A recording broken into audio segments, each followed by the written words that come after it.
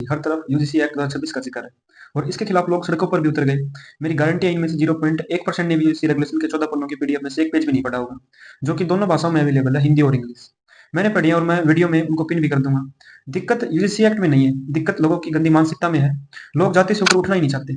UGC act page number 4 जो कि हिंदी में है, पेज नंबर 11 जो कि इंग्लिश में है, कि हेडिंग 5 की सब हेडिंग 6 के सब पॉइंट हैं, जिसमें साफ साफ बताया गया है कि समता समिति का गठन किस प्रकार होगा। जब देश की सेंट्रल यूनिवर्सिटी और सभी यूनिवर्सिटी में हेड प्रोफेसर सभी बड़ी पोस्टों पर जनरल कास्ट 90% से ज्यादा बैठा है, तो कैसे S T S C OBC general caste को खा जाएगी।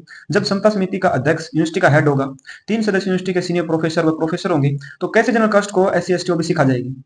आप चाहते क्या है कि समिति के सभी सदस्य जनरल हो जाएं, फिर तो अन्याय करने वाले भी आप हो जाएंगे और न्याय देने वाले भी आप। कितनी बेहूदगी की बात है। एक उदाहरण समझिए कि आप कह रहे हो कि महिलाओं के संरक्षण के लिए कोई समिति बनाई जाएगी और उसमें पुरुष क्यों नहीं है, क्योंकि भाई शोषण करने वाला खुद पुरुष समाज है। अगर पुरुषों को उस समिति में रख देंगे तो महिलाओं को न्याय कैसे मिलेगा। उसी प्रकार S C S T OBC के खिलाफ अन्याय करने वाले जनरल कास्ट के लोग हैं। अगर उन्हीं को हेड बना दिया जाएगा, उन्हीं को अध्यक्ष, उन्हीं को पूरी समिति बना जाएगी, तो कैसे न्याय मिलेगा। आप कह रहे हो वो क्यों नहीं है, लेकिन फिर भी हेड जो प्रोफेसर है, जो सीनियर प्रोफेसर है, वो जनरल कास्ट के हैं। तो इनकी सोच देखो। एक बार ये कह रहे हैं कि S C S T OBC का दुरुपयोग करेंगे, तो किस कानून का दुरुपयोग नहीं हो सकता, मुझे बताओ।